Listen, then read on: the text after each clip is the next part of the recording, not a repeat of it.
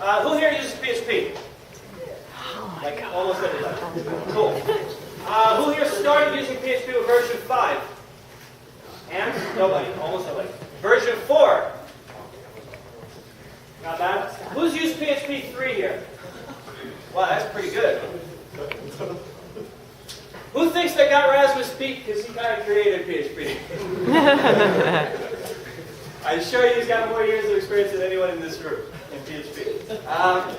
Anyway, I'd like to get started with tonight's event. We have with us an exceptional speaker tonight.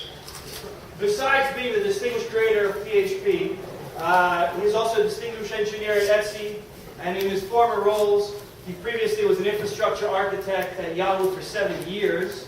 Among his other inventions, besides his very famous PHP, he also created invented the limit clause in SQL. He was an advisor to MySQL until there was sale to Oracle. He's also on the Sun, and then eventually. Okay. Well, I stopped being an advisor. Okay, until there was the sale. Okay, fine. He was on the board of directors at Apache Foundation and is on the core development team of the Apache HTTP server. Please welcome the creator of PHP, Rasmus Lerdorf.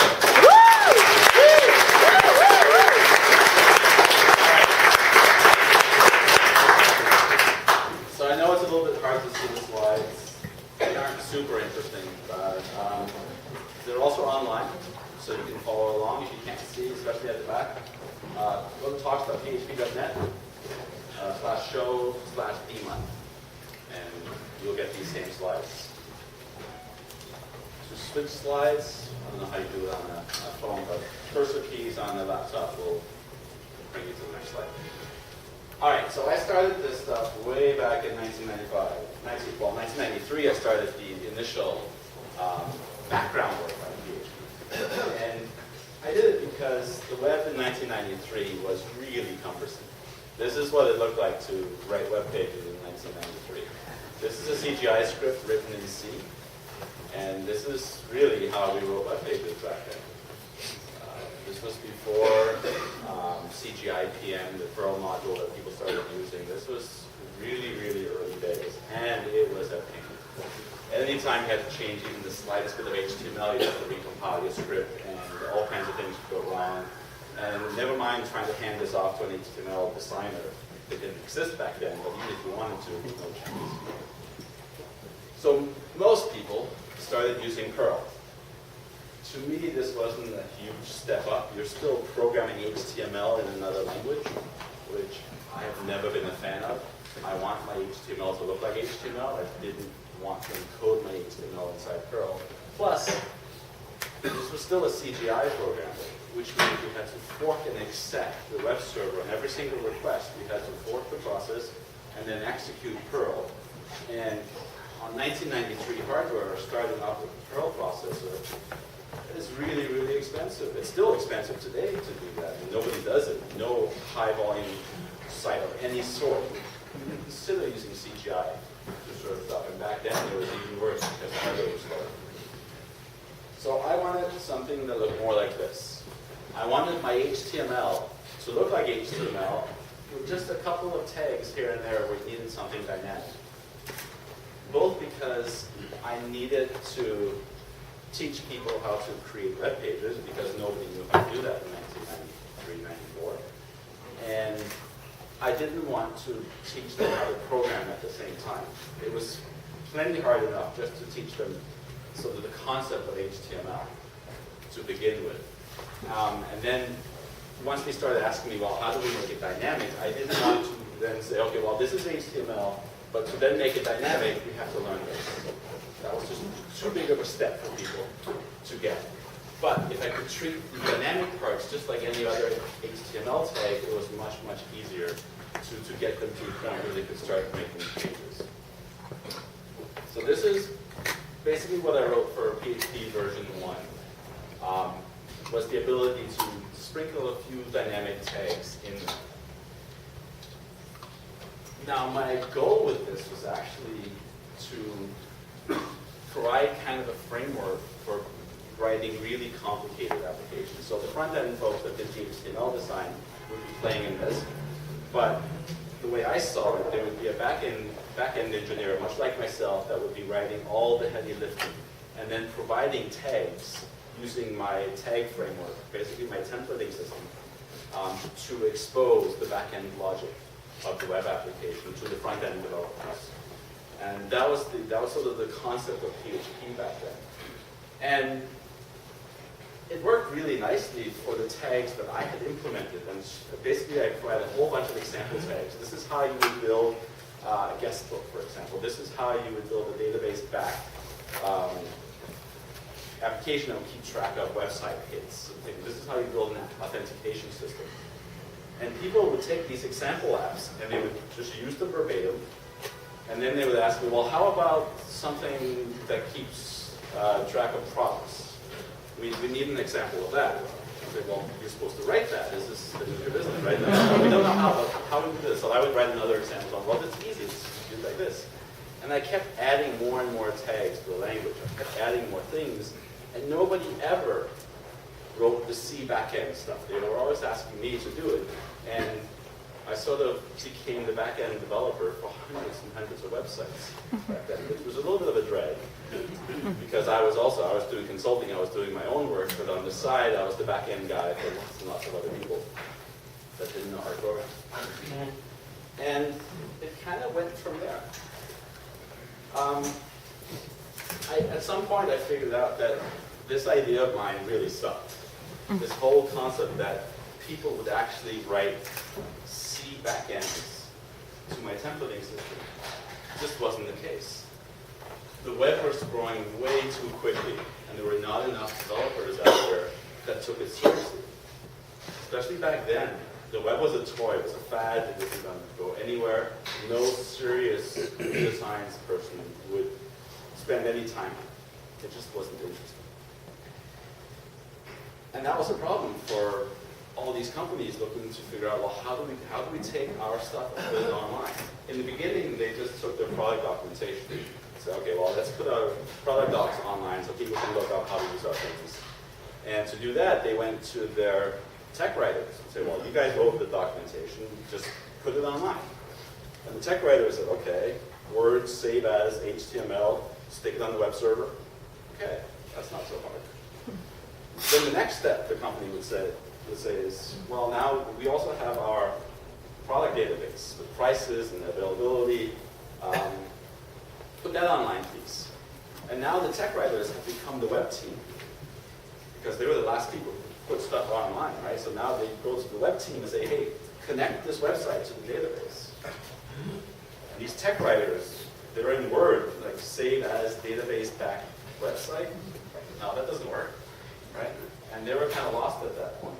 But this is really kind of where PHP built itself and built sort of the huge following, is that lots and lots of people had very little time to get their stuff online, to build dynamic websites, and they needed a really quick and easy way to do it.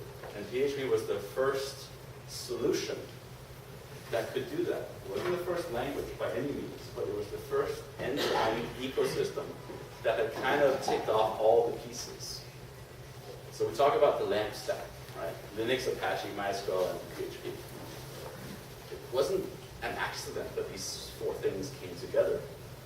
There were a few of us out there that sat down and thought about how do we hook these things up? How do we get from the operating system to the server itself, to the database, out the socket, to the end user's browser? We had to have these components to do all this. And how do we do that efficiently without going through too many abstraction layers? And that's where the LAMP stack came from. In the early days, robustness and performance were the main things we were looking at. Security-wise, there wasn't a whole lot of security things we needed to worry about. There was no cross-site scripting, no XSRF. There was none of the fancy things that you can do today were available back then because JavaScript barely existed, and it certainly couldn't do any of the fancy things that you can do today. There was a little bit of security on the database side. SQL injection existed back then, of course. We had to escape the queries and things. Other than that, security wasn't that big of a deal. We were growing too fast to worry about security. But performance and robustness was the main thing we kept looking at. My first version of PHP was actually a patch to the NCSA web server. So I had baked PHP into the web server itself because that was the only way to avoid having to fork and exec and avoid this huge, huge performance hit that something like CGI-PM took. So I needed the web server and the scripting language to be a single entity. It needed to be in the same process to be fast. People didn't necessarily like installing my version of this NCSA web server. And this is when Apache was born. Apache was born from a bunch of patches, that's why it's called Apache, a bunch of patches to the NCSA web server, and mine was one of the main patches to this. So I helped start looking at Apache, and there's a very smart guy that sat down and said, look, we need an actual API. We need some kind of module API for Apache so that we can extend it without having to keep patching it. People can basically publish their own modules for it. And PHP was one of the first big modules for Apache that did interesting things. And this was all performance oriented, all this work. And also, on the robustness side, we had lots of arguments about how to handle that, event-driven, threaded, process-based. And it was always very much, well, I was always pushing hard for a process-based approach. Because if you have a multi-threaded server that has 2,000 threads going and you crash, you take down 2,000 requests. If you have a process-based one where every process just has one request at any one time, it crashes, you take down one request. And code is never perfect. It never will be perfect. It's not perfect today. PHP seg faults occasionally on even the biggest sites out there.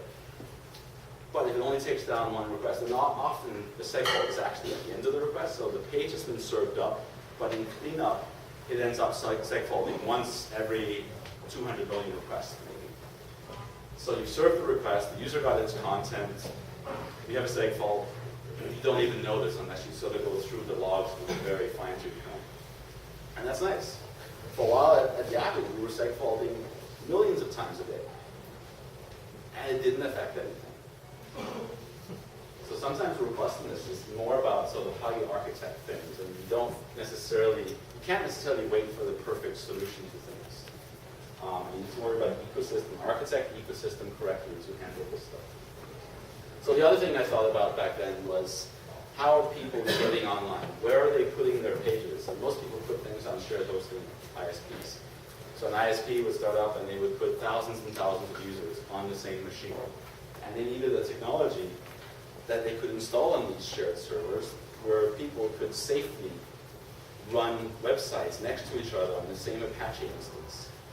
And I added things like maximum memory, maximum CPU timeouts, CPU timeouts. So if someone does a while true loop that just sits and spins the CPU, it's going to get killed off after a little while.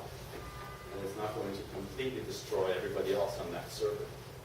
And ISPs like that, and they flock to PHP for that reason. Most of the other technologies that were out at the time didn't take that into account. Even when Mod Pro came out a few years later, it was way too powerful. It gave users control right down to the request phase level of Apache, which meant that as soon as you install Mod Pro and give a user access to it, that user can completely change everything about that Apache server, which means that nobody else can use that same Apache instance, which is a problem, because back then there was just no way without running multiple Apache instances on multiple IPs. You couldn't have multiple Apache instances next to each other on the same machine. We didn't have VMs or anything like that, so it just wasn't cost effective to give everyone their own Apache instance. So Mod Perl never took off for that very simple reason. It was too powerful. And then on the scale side as well, I made a very early decision not to create an application server. I didn't want to maintain state in any way whatsoever. And since I don't have to maintain state, PHP doesn't have any scaling issues at all. If your PHP application doesn't scale, it's your fault. It's something you added. It's something you wrote. It's how you architected it. PHP itself scales horizontally infinitely, which you can see by the fact that Yahoo and Facebook and Wikipedia and all these huge sites are PHP driven, right? They just add servers when they need more concurrency. So this approach, or this idea of the perfect sandbox, where every single request is discrete. We bring up everything we need for the request at the beginning, and at the end of it, we shut everything back down. We free everything. There's nothing that maintains state on the server side of PHP. Now we have session support, and there is a default file handler where you can save sessions on the server, but it was designed so that you would provide your plugin. You would say, okay, these are my session set save handler functions. This is how I'm going to save my session, either in Oracle, MySQL, Postgres, whatever on the back end. And then scalability becomes a problem of the storage layer. And this is where you need to figure out how do you scale your storage layer. And these applications, these databases are much more set up to handle that situation. This is what they're designed to do. So the scaling up part came from that architecture decision, and also worrying about performance all the time, and worrying about things scaling up. As technical people, as geeks, scaling up is actually pretty easy in the sense that it's a natural thing for us to think about and worry about. How do I avoid extra locks? How do I avoid any scaling issues? How do I avoid various things, various bottlenecks? How do I identify bottlenecks? How do we solve it so we can scale up a lot?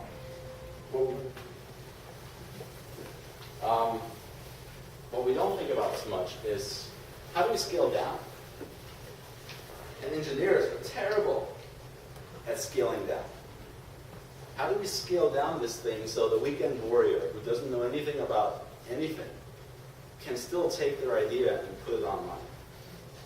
And very, very few environments, ecosystems, languages, whatever, out there, built by geeks, address that. And if they try to, they do it badly, really badly.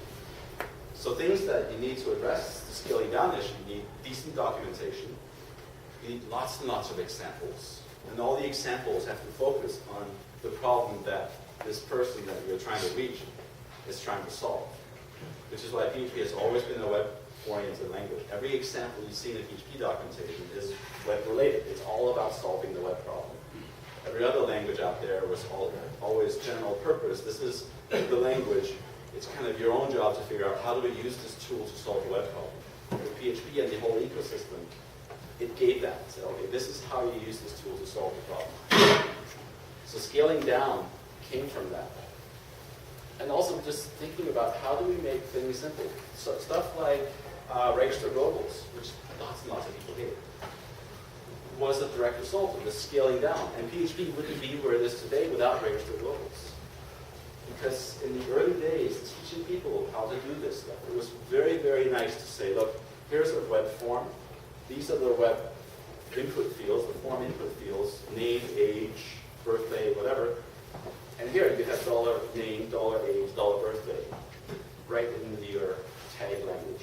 You can just echo them back up. Now with cross-site scripting and things that came 10 years later, that was a terrible idea.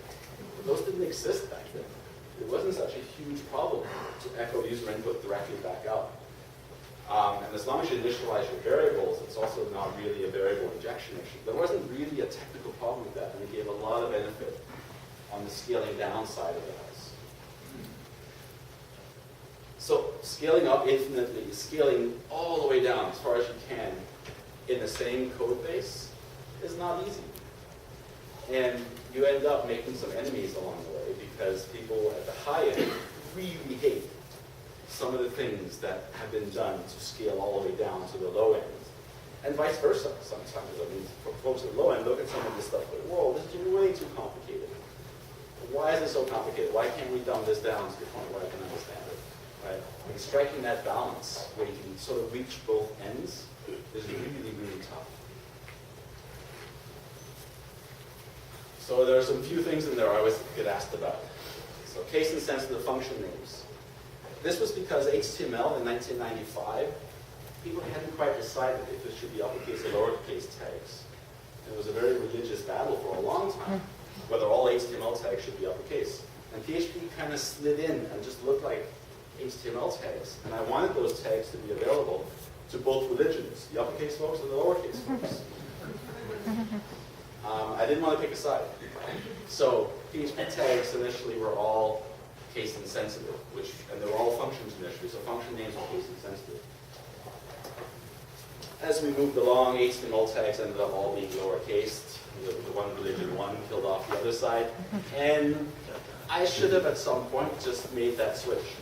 But there's one of these things where, well, I have thousands of servers out there running this code. If I turn off and switch, I'm going to break half of them. And I mean, if you have two functions where the names only differ in case, what the hell are you doing? Right? So there was never really a good point where I should have done. Now looking back, now that there are, I think, 250 million sites running PHP, I should have done it when there were 3,000.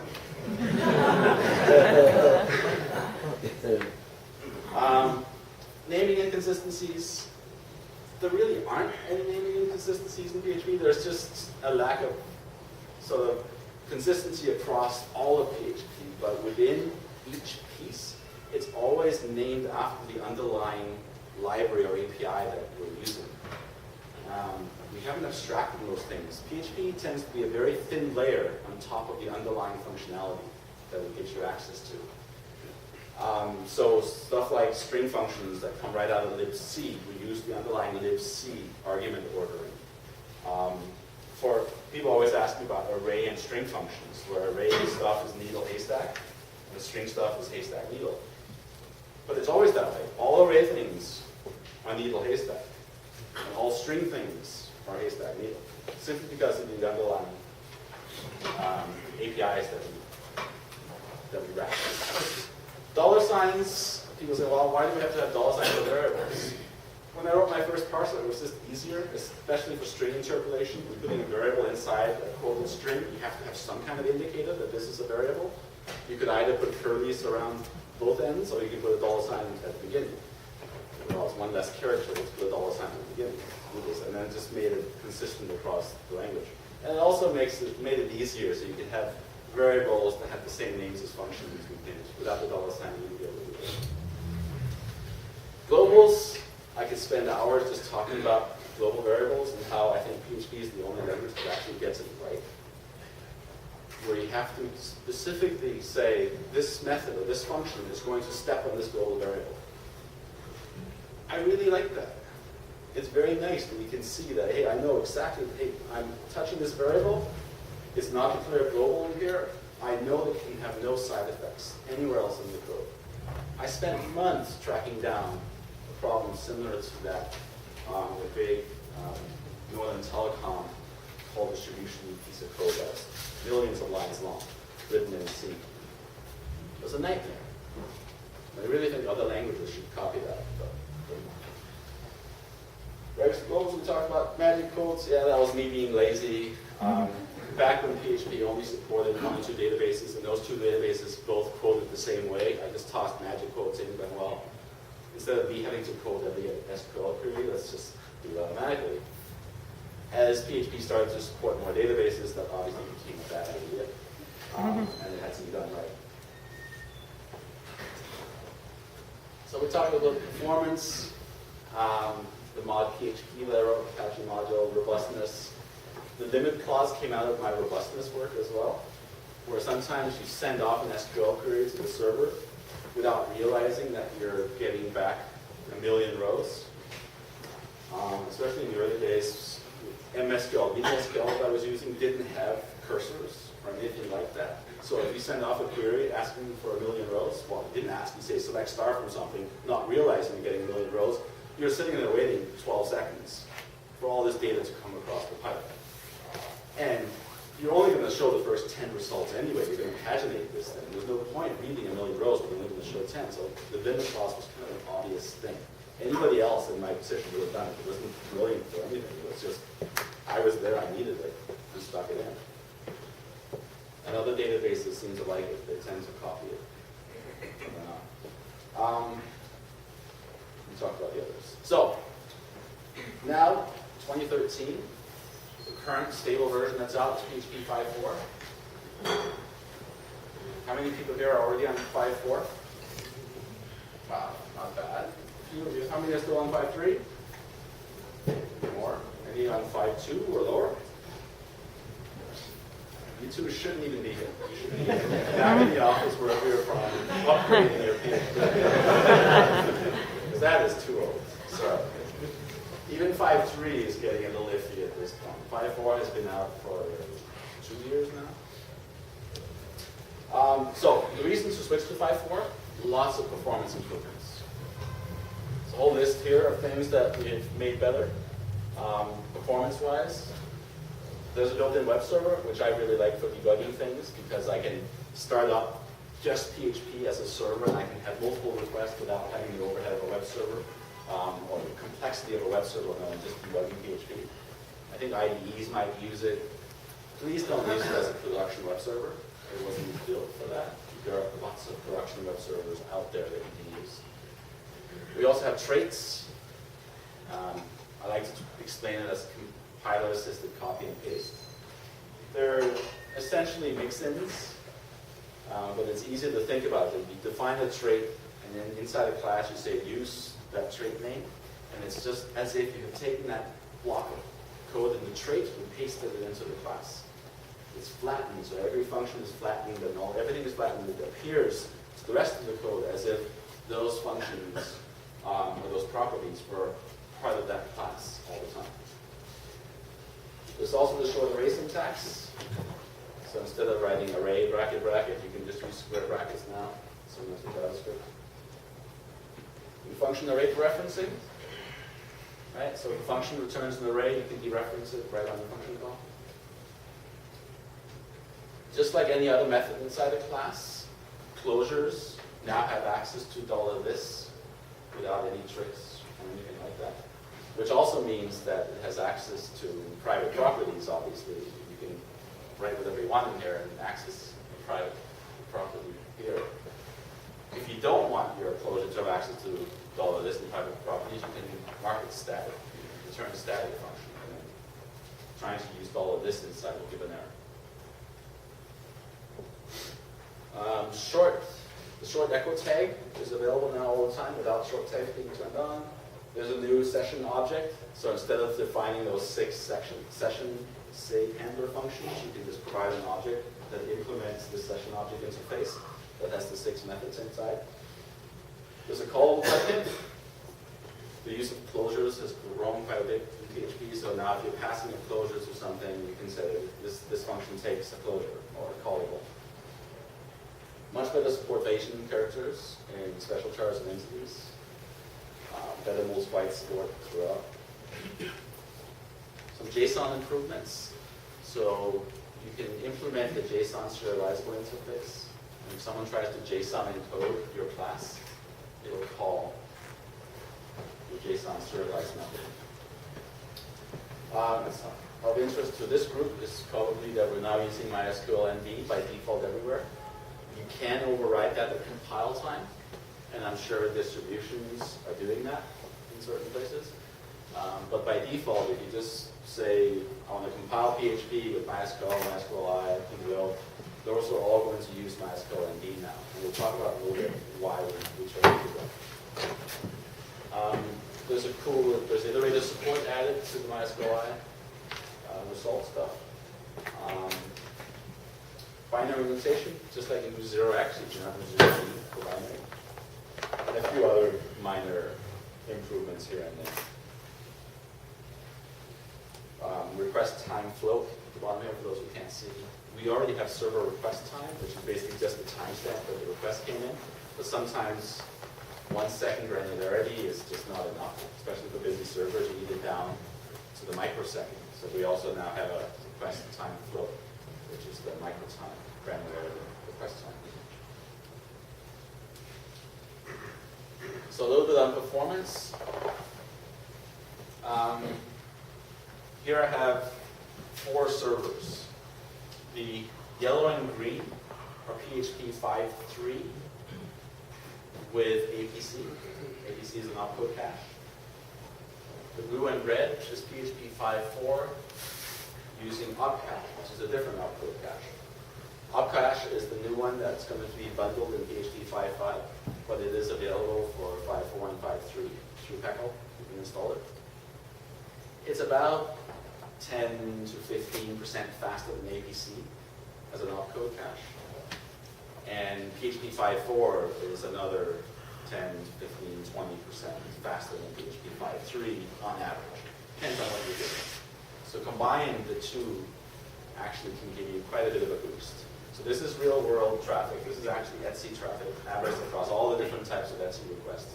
This first graph is the average user CPU per request. So both sets of servers get exactly the same, but we get about a 20% improvement in terms of the amount of CPU it takes to serve up that load. User CPU. System CPU.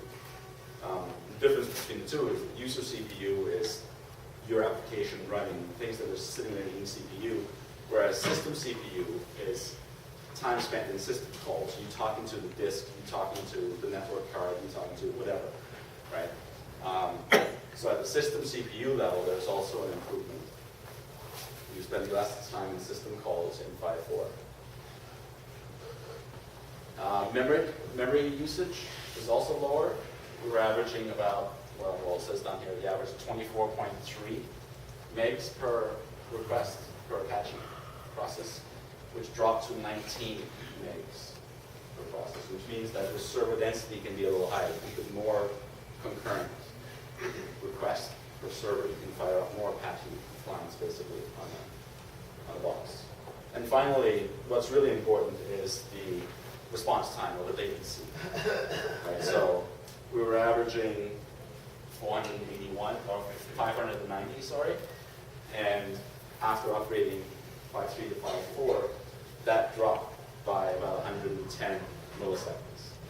So without fixing your code, you can get yourself a 20% boost in your latency simply by getting off of 5.3 to 5.4.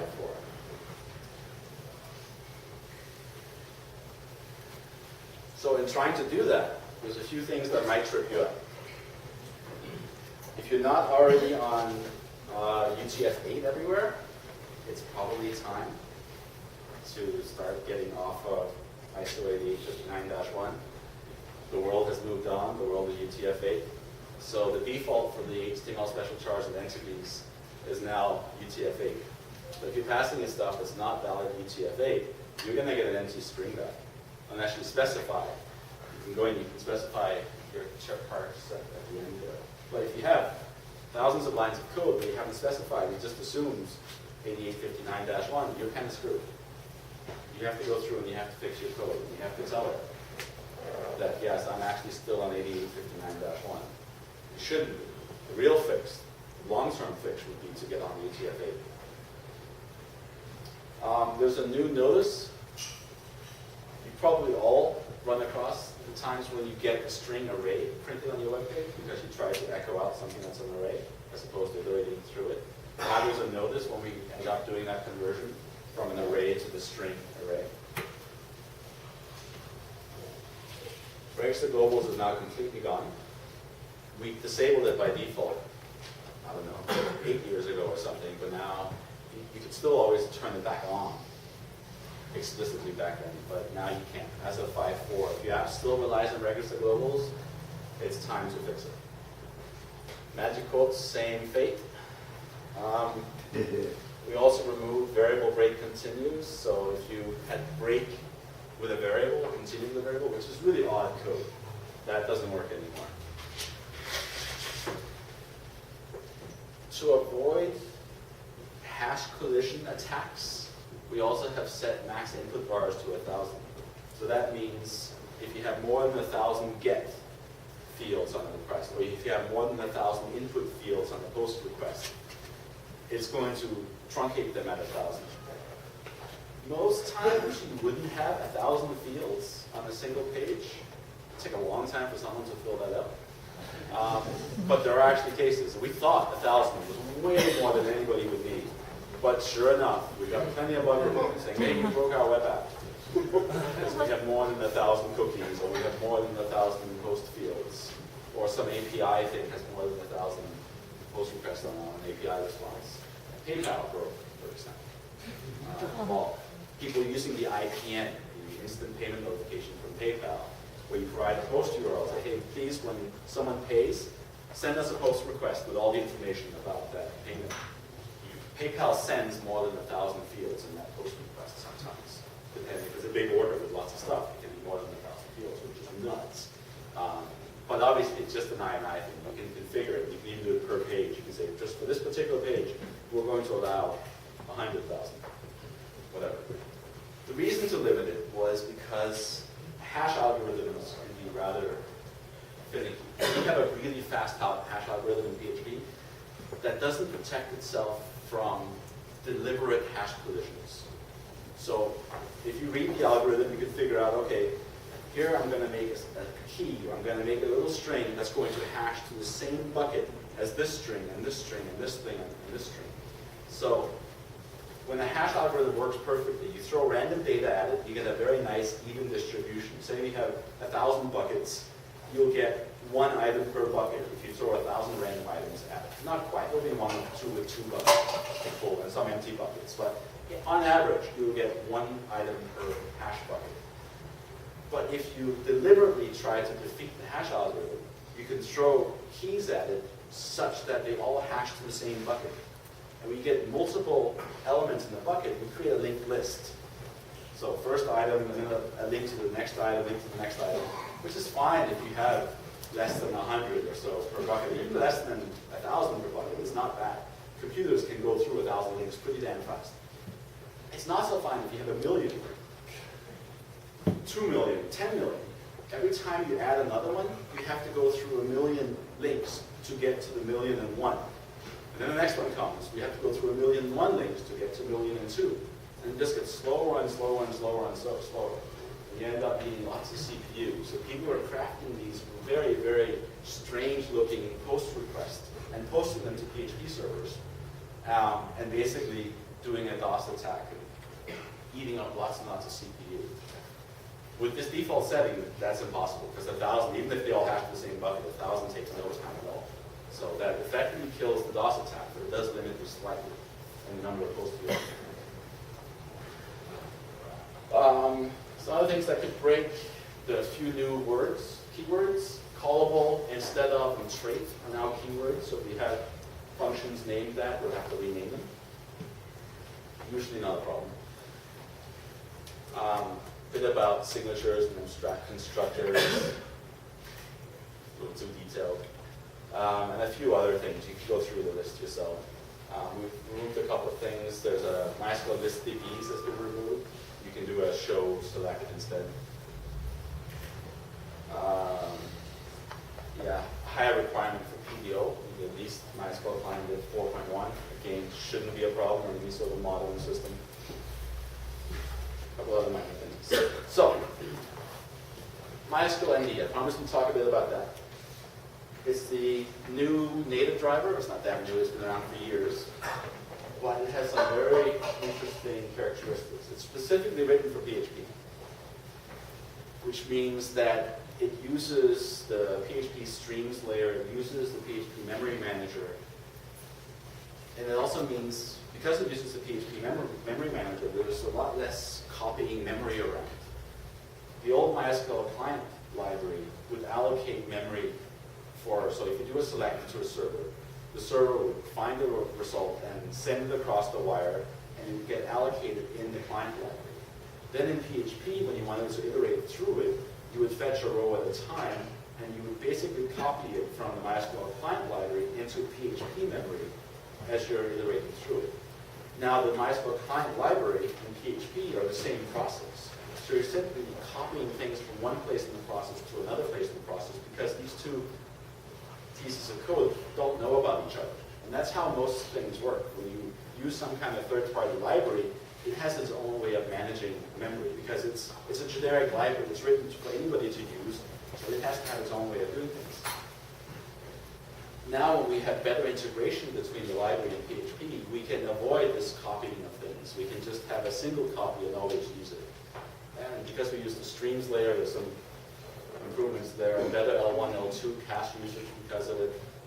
So there's performance reasons to go that route.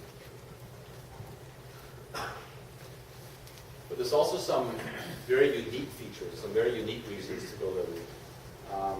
We can do asynchronous queries, which are quite interesting. Right? So synchronous queries, you send the query, you sit there, you wait for the result, you can't do anything else in this database connection until you get the result back, you send another. So if you have 3 queries to do, it'll take the sum of the time of the 3 queries. It'll take you that long to get through 3 queries. And that's how pretty much every PHP application works today. But with asynchronous queries, you can launch 3 queries simultaneously. Say bang, bang, bang, you kick them all off, and then you wait for the results later on. And as they come in, they can run concurrently. You reap the results at that point. And I'll show you an example in a bit.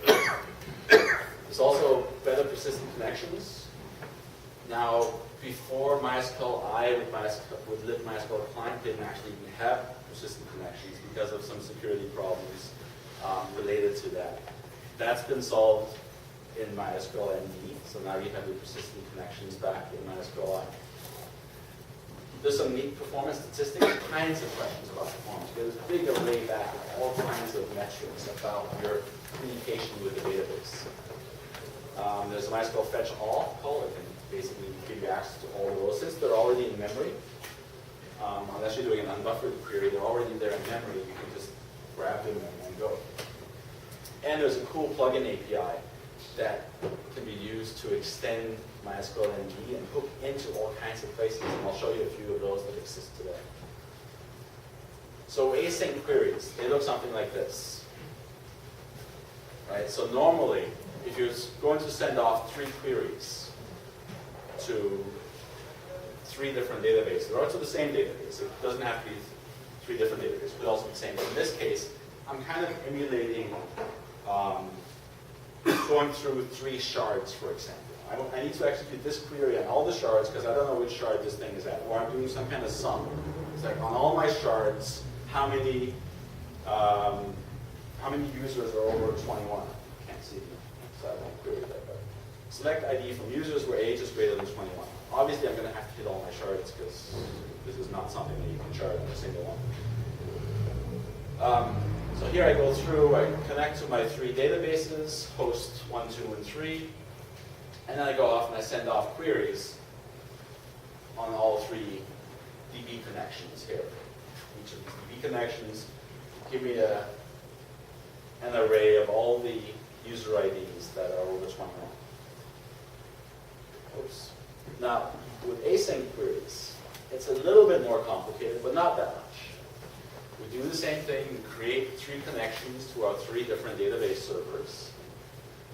We loop through all 3 connections and send off the query just like before. The only difference is at the end. So we have a DB query with our SQL.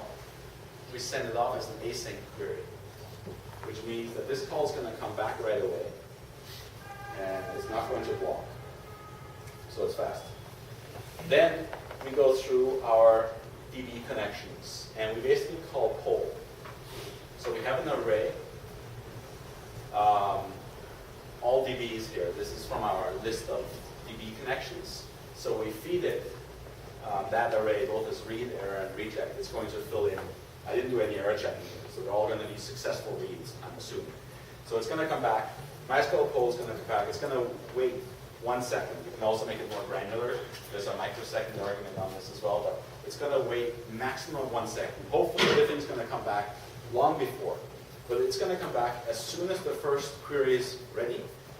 It has a result for you. It's going to come back, and you then figure out which one was ready. You read the result. So the MySQL read async query basically says, go get me the result from this asynchronous query. And then you fetch it just like before. You can go through, and basically you unset it. Say, okay, I'm now done with this particular one. I've read the result from this particular connection. You unset it from your list. And your do while here is going to continue until you read the results from all 3 queries that you sent off. Now, this looks more complicated, which usually means it's slower. But in this case, because these things are asynchronous, these three are going to come back, basically almost at the same time. Assuming your shards are running about at the same speed, these three are going to come back, bang, bang, bang, and it's going to run about a third of the time as the other example. So the other thing MySQLnd gives you, query stats. So here we go through, we just connect to a host, and we send off a query, we fetch all, and we say MySQLi get client stats.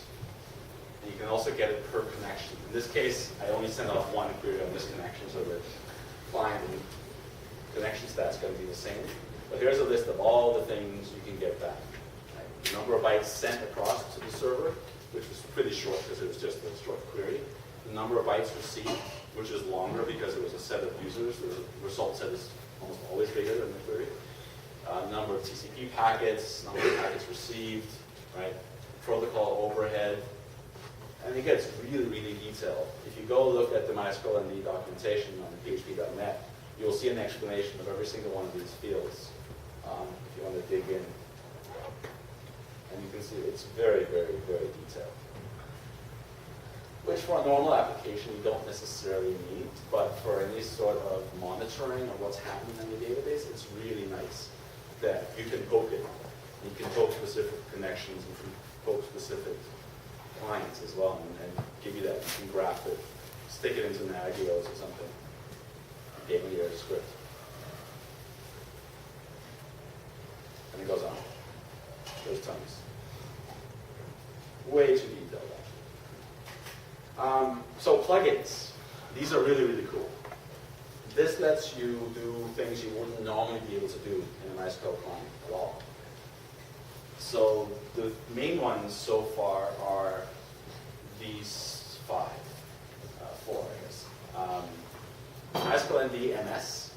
MS stands for master slave. It was originally just a read-write thing, where it would automatically figure out to send reads to the slaves and to send writes to the master without you having to do it at the application level, right? So you can just send off queries, connect to the database like normal, do your selects and do your updates, and the master-slave plugin would figure out where these things should go without you having to do it at the application level. But it has grown beyond that. There's a query cache, a user handler, and a memcache one as well. We'll talk about those in detail. So the master-slave one, like I said, it will split your reads and your writes across master and slave, which is nice. That's sort of its main feature. But it has also grown to support lazy connections, which is kind of cool.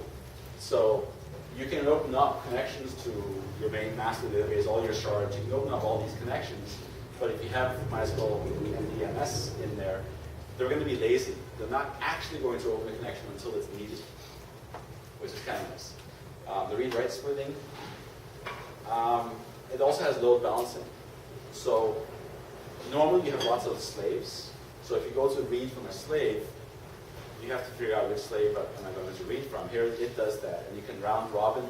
It can do a sticky, random, then sticky, or just a random. Or you can provide your own algorithm for figuring out. You could do some kind of load check, health check that gives you ping times or something. You can feed that in, and that'll use that to figure out which slave to go and request things from.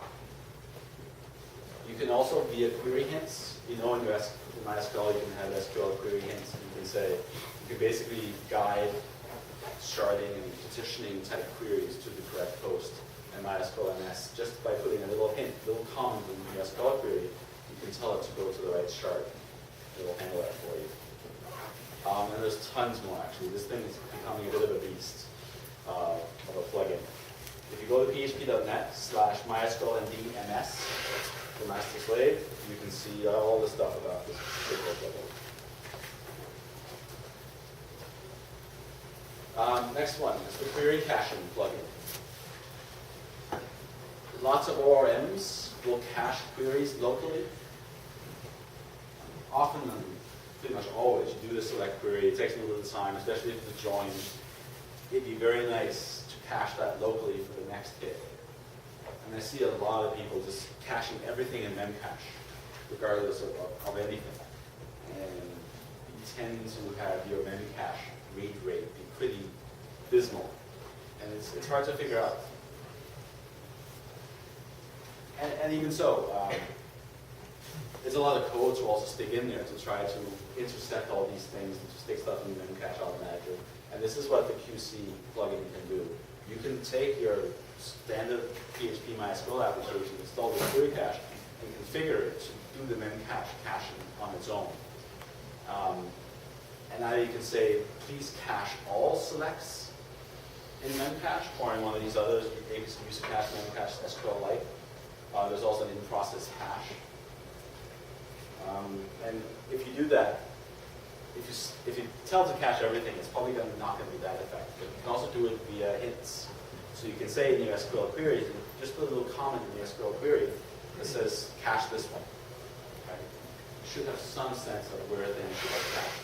So you can take an application that doesn't know anything about query caching and simply install this plugin and put a couple of hints in your queries and problem solved. You can do this in 20 minutes to do some local caching of your queries. And that can really speed up the site. And there's various ways of doing cache invalidation on it as well. We can use to define cache invalidation or stick details on it. There's the MySQLnd or user handler. It's a terrible name.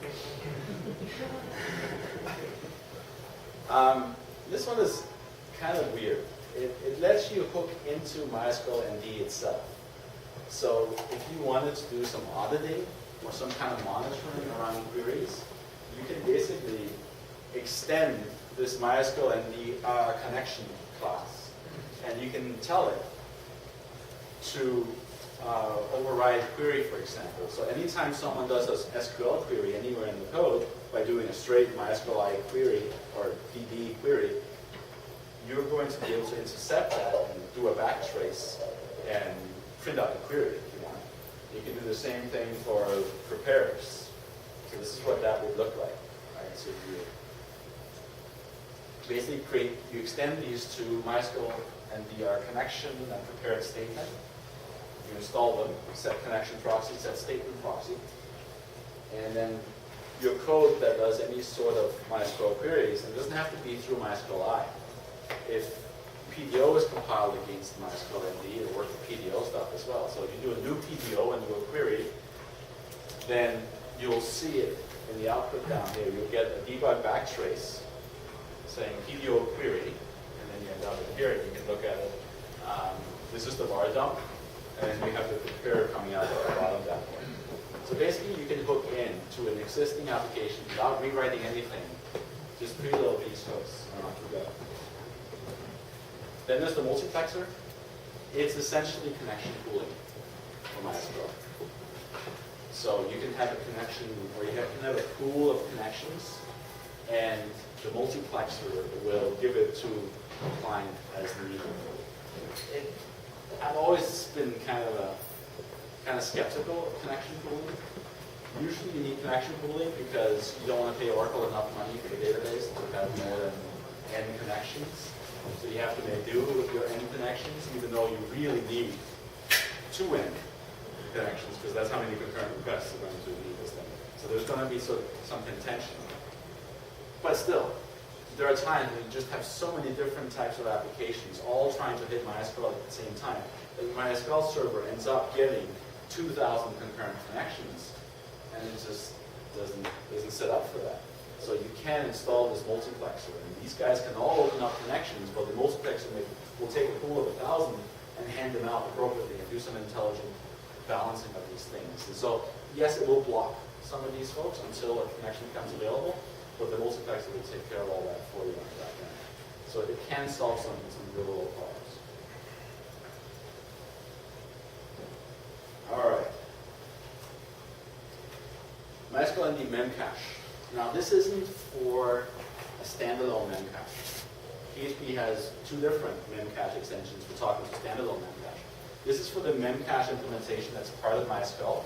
In ODB, I'm not sure if you know, but you can enable a memcache plugin in ODB, and you can convert the table, you can say, I want to alter this table, and instead of using a straight InnoDB table, I want to use a memcache table here.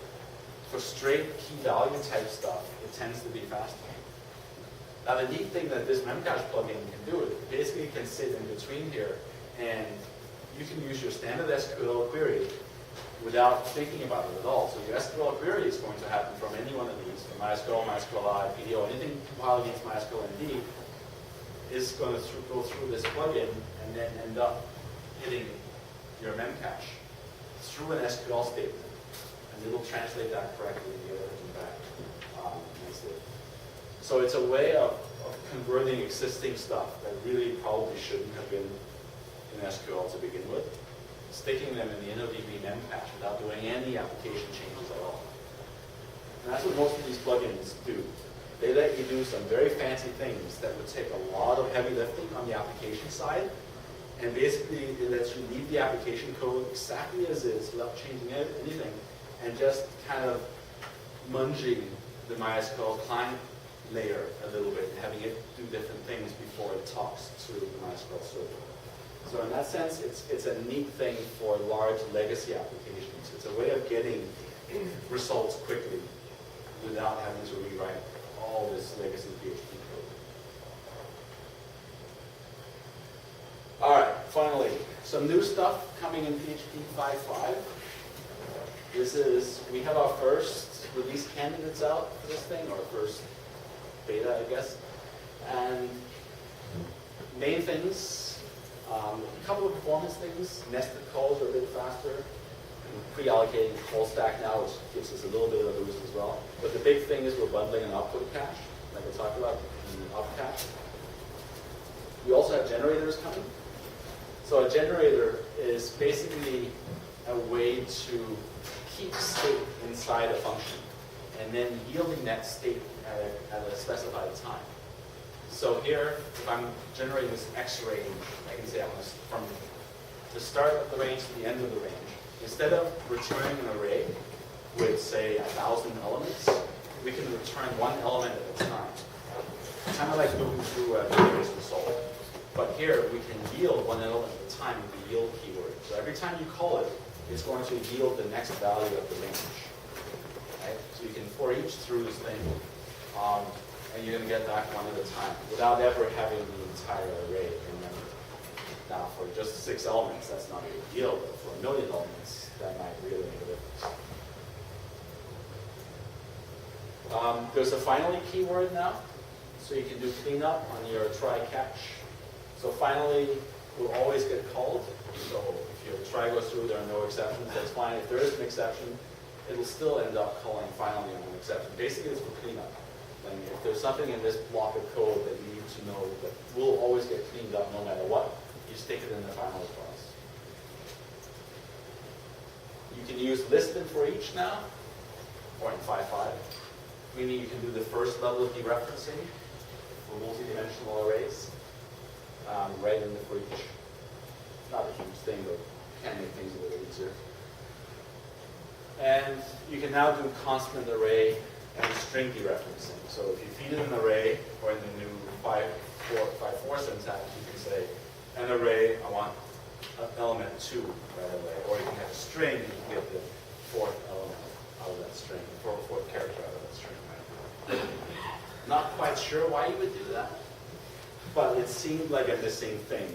There was no reason not to let you do that. But honestly, I can't think of a really good reason why you would do it. And a couple of other minor little things. The curl upload stuff was very obtuse, the way it was implemented with the ampersand to specify the file name of the file you want to upload via curl. And now it's been completely rewritten in the same way. We also have a simplified password hashing API coming out in 5.5. It's just a high-level set of functions that basically abstract all the existing things. We found that a lot of people didn't know how to hash a password correctly. And you see all these sites out there with security problems because people broke in and they stored their passwords unencrypted, or they stored it with a really bad encryption, right? We've seen base 64 stored passwords. And so they just go, whoa. And that's part of this scaling down issue. We've kind of lost track over the last couple of years. We've sort of gotten ahead of ourselves, thinking everyone, of course, knows this stuff. Everyone knows not to base 64 encoded passwords. But how do they know? If nobody told them not to. So the idea here is that let's not make them think about it. Let's give them a password hashing API that says, make a password and hash it. Here's the password, hash it nicely with a good, secure algorithm. And let's not let them choose. Now, we're not taking away the low-level functions. Of course, you can write your own. But I'm hoping to see lots of applications just switching over to the password hashing API. Because then we also have a single place where people, where the security folks can audit this one. And this is always going to be more secure than anything normal person can come up with. Hopefully. All right, so I hope I've convinced you to upgrade to 5.4, if not to 5.5. It'd be nice if you could help us test 5.5, contribute back any bug reports, feedback, whatever on it. We always get a rash of bug reports and complaints once we release something. But we go through 6 months of release candidates, alphas and betas, asking people, please test, let us know, did we break something? Like I said, there are 250 million sites out there running PHP, which means there's, I don't know, how many trillions of lines of code out there in PHP.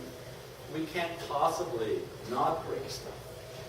Right? Any change, any tiny little change we make is going to break something out there. But it'd be nice to know about it, especially if we start seeing a trend. Say, okay, well, we made this change, we've now broken, we've got lots of people complaining. But usually, we get 0 complaints. It's not until we first release it, or even like a year after release, when people start upgrading, they start complaining. It's a little late in the game at that point. So please, please, please, if you rely on PHP in any way whatsoever, please take an afternoon and test some of the new versions of PHP and give us a hand. All right, there are migration guides online. For the 2 guys in the back, we're still here. Shouldn't be. There's a PHP 5.2 to 5.3 migration guide. Same with 5.3 to 5.4, 5.4 to 5.5 is already written. It's there. You can read it now. Everything you want to know about MySQLnd is at php.net/MySQLnd. We don't hide things very well on the PHP site. Usually you can go to php.net/ whatever you're interested in, it'll take you to the right page. All right, let's take some questions. You're going to help me with that here. Guys, before we move on to the QA, I want to first give a great big round of applause.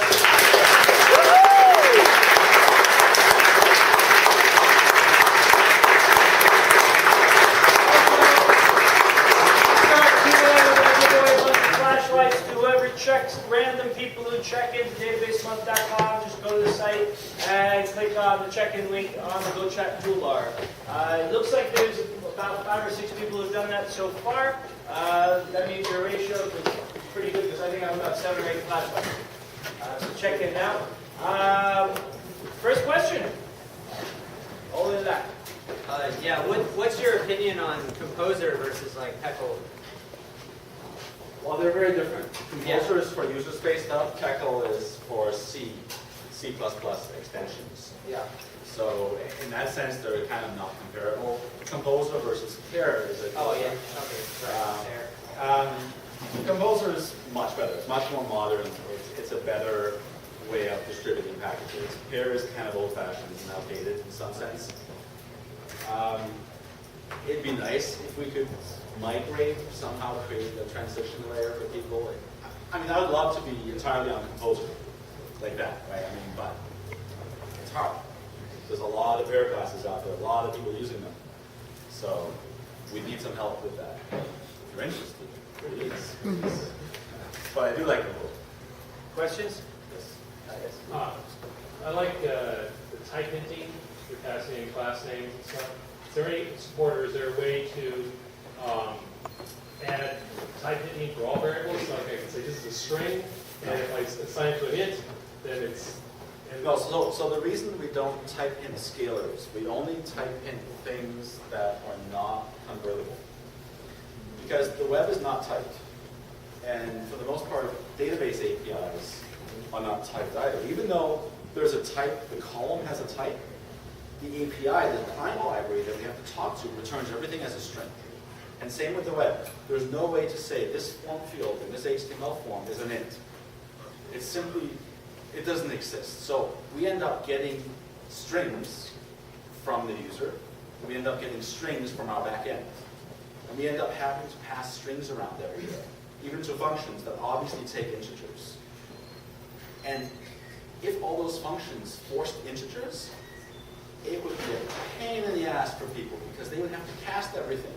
Anytime you call one of these functions, to make sure you have to cast it. So suddenly you would move that responsibility out of the libraries to the callers. And it's not the caller's fault that the web is not typed. It's not the caller's fault that databases are not typed. You as a library author can enforce this if you really want to piss off your people. You can easily enforce it. You can check the type in your call. You can say, if this is not an int, I'm going to throw an error. But it's really a bad idea to do that. People will not like you. Because if you pass in a string with 33 in it, and your damn call can't figure out that, hey, I actually meant integer 33, then you've got issues. And we don't want to promote that. I don't want to promote that style of coding in PHP. If you want a strictly typed language, there are lots of them out there. And I really, really would like more people to write stuff in strictly typed languages. That was how I saw PHP at the very beginning. If you have business logic that needs to be strictly typed, please use a strictly typed language, a compiled language that will give you these errors at compile time, not at runtime. Because PHP is not compiled. So these errors are going to happen at runtime. If someone passes in the wrong type, it's going to be a runtime error. It's going to be an end user. Except if you had on development only and had a production which does what it does now. Yeah, but then that means you have perfect unit test coverage. Right? You can't possibly predict all the things that's going to come at you in production. Right. Nice. So do what it doesn't. Sorry? So do what it doesn't. And if you're on production, go, oh, you know what? This is something, it might be something else. I'll just give you a warning. And you can say, yeah, forget it, or yeah, that's the problem. But you can do that today yourself, right? I don't want to warn people because they sent a string 33 versus an int 33, because that's everything. Because everything is a string. Okay. Next question? Are there any plans to extract away web requests and responses as objects instead of just kind of operating with the namespace? So that it's like, if every time I execute some sort of PHP, it assumes it's part of a web request, right? And this is problematic when you're trying to create coverage in PHP unit, and you have some piece of legacy code that accidentally echoes, and then you have another piece of code that tries to create a header that happens after the echo. It says headers have already been sent. So a lot of MVC frameworks, kind of get around this by abstracting away requests and responses as objects. Would that ever be available in PHP? No. PHP is a set of low-level functions that can be part of an application server, can be part of a framework, but everyone has a very different idea of how to do some abstraction of that. It's not something that's obvious, that this is how it should be done, because it really isn't. The power of PHP is it's very simple, it's very top-down. You don't abstract away what you should know about the web. You should understand what a web request looks like. You should understand what a web response looks like. You should understand what a request header is, or what a response header is. If you don't understand these things, you don't understand how to write a web application. Now, this is a very tricky balance that we have to strike. Some languages really abstract everything away. And people who are programming in these environments have no idea what they're programming. Really. They don't really know what's going across the wire. So as long as the whole thing works, it's great. When it doesn't work, they have no idea where to start looking. And also on the other end, if you go too low level, like back to CGI and C, it's just way too complicated. So in PHP, I've tried to strike this balance where I don't abstract away the web, because this is what we do. We do the web.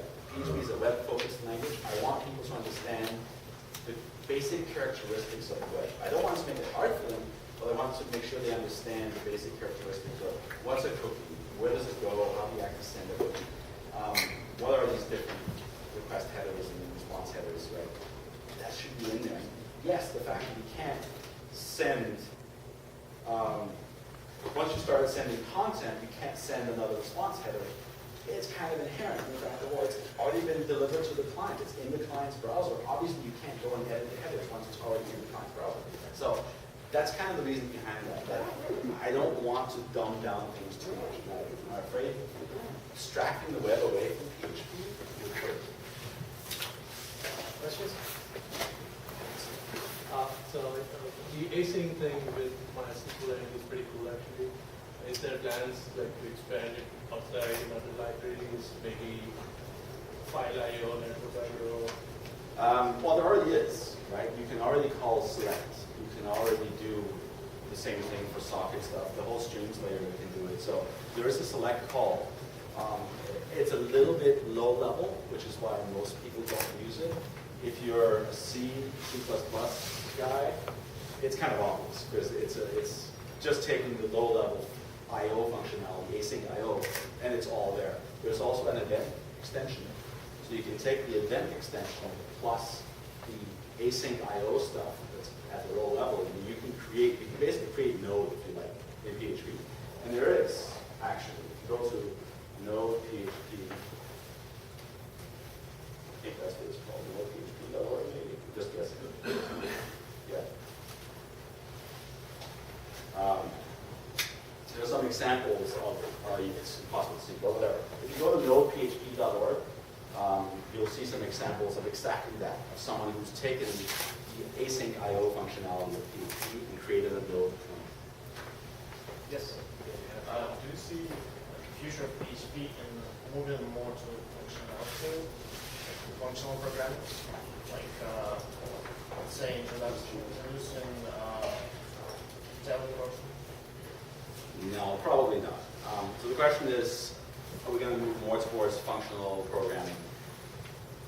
PHP is started completely procedural. We have taken a lot of Java influence, lots of Perl obviously as well, but it's still a mix of procedural and object-oriented. Going completely functional is a rather big change. And I don't think it's something that is really interesting to most PHP users. Yes? So how much time in a given week do you spend on PHP yourself? Not writing it, but like actually developing the core? Yeah, I mean, that's a tricky question because for the last, I don't know how many years, I've had jobs that involve PHP. When I fix a bug in PHP, is it because it fixes a bug in PHP for the company I worked for, or is it because I'm a nice guy and I'm fixing random bugs? It's hard to say, right? And it's hard to say, this is PHP time, this is my paid job time, this is a hobby time, right? It's all kind of mushed together. I spend most of my time, all the time, working on stuff that's somehow PHP related. But a lot of that time, I'm paid to do that. And many times, I see bug reports, and yeah, I know I can spend a day fixing this thing, but I look at my own stuff, I'm never going to need this. I'm going to ignore that bug report, I'm sorry. Because there's a finite amount of me to go around, and I have to focus on things that I need myself. And that's something a lot of people confuse, I think. They think open source guys are kind of here to write code for you and fix your bugs. We're not. We are users of our own software as well. And we tend to implement things that we need and things that fix bugs that are bugging us, or bugs that at least we can see, hey, this might actually affect me one day. These guys are a little bit ahead, have more scale, whatever. I should fix this because we're going to hit this one day. And that tends to be my filter for what I'm interested in and what I'm going to fix. And that offends people sometimes, because sometimes I'm very frank with people. I say, I don't care about your bug. This thing doesn't work on Windows XP. I don't care. We have lots of bugs like that. We have lots of people saying, this doesn't work on Windows XP. what the hell are you doing running a web server on Windows XP? but I mean, that's kind of an extreme example, but there are other sort of more reasonable sounding bug reports that all the guys who are working on this stuff just say, we don't care. I'm sorry. You want to fix it yourself. Because there's only really, at any one time, people who are actively fixing bugs, probably less than 10 people.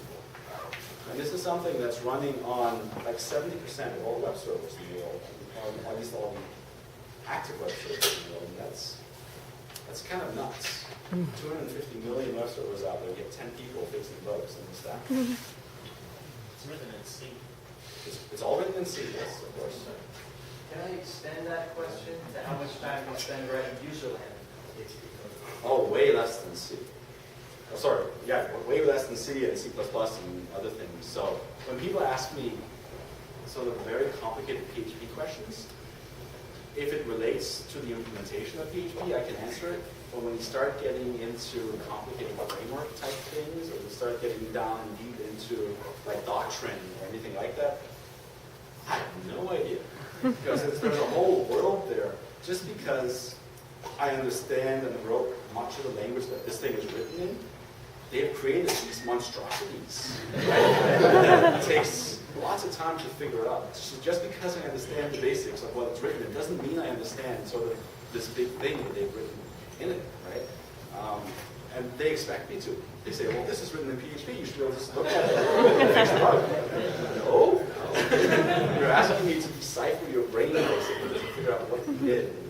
It's hard sometimes. And sometimes I look at code and I really want to know how it works at all. See it, holy smokes. And you see requests that, on a single request, I've seen more than 5,000 includes. One web request included 5,000 different PHP files. And I would never thought that would work at all. I thought for sure we'd hit some limit somewhere, something would crash, who knows. I don't think I've ever written a piece of PHP code that had more than 10 includes on one request. So 5,000 is so far beyond anything I ever imagined people doing with it that I'm a little confused sometimes. Okay, next question. Yes, sir. So I run a large publishing site on a well-used CMS system. Okay. And so the PHP side I think will work pretty well, but the database side does not as much. So there's very solutions to that right now. There's a certain plugin called HyperDB for this system that a lot of people will turn to, and that is the role design at a PHP app level. And lets you send your selects or your direct statements to wherever they want to go. But MySQLnd MS, that seems to be a really unique solution with moving the application logic then to the driver level almost. Yeah. Is that something you've seen implemented in the CMS, or is it the right one? Yeah, because it doesn't care what the application is. It doesn't know it's a CMS. All it knows at the driver level is a bunch of SQL queries, right? And at that level, every application looks the same. Either more or less, there are more selects, more reads, whatever, it doesn't matter. All it needs to know is it has to have some rule of where to send these queries. You configure it at that level, and it doesn't matter what's running. And that's the nice thing about doing it at the driver level. So you don't have to worry what it is. So I would experiment with that. It doesn't take very long to set up. You need to compile this MySQL plugin, get it installed. There are installation instructions on the site. I would give it a shot. It would be a very interesting experiment. Wouldn't be very hard to do it. Yeah. Questions? Yes. Which frameworks do you like? It sounded like you didn't like any for a second. The question is, which framework do I like? So the question is really which general purpose framework do I like? And I don't like any of the general purpose ones. Because they all assume we have a general problem. Nobody has a general purpose problem. Everyone has a very specific problem. And my problem with the general purpose frameworks is that they try to solve every problem because they have to. And because you don't have every problem, you have all this code that doesn't get run.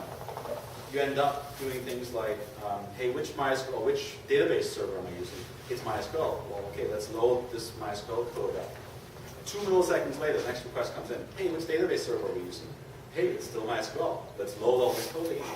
And you end up having all these runtime checks and all these hooks as well, these general purpose frameworks, authentication hooks, LDAP hooks, all these hooks along the way. It's like, hey, do we now use LDAT? No. 2 milliseconds later, do we use LDAT now? No. I mean, you end up having to build a fast site, you end up having to rip out all this stuff. Because switching from MySQL to Postgres, or the other way around, to Oracle, that's hard, right? It doesn't, the piece where the framework selects which database to talk to is the easiest part of all to change. You can go in and configure the framework, and you can say, okay, well, I'm going to remove my MySQL driver now, I'm going to paste in my Postgres driver. 10 minutes of work.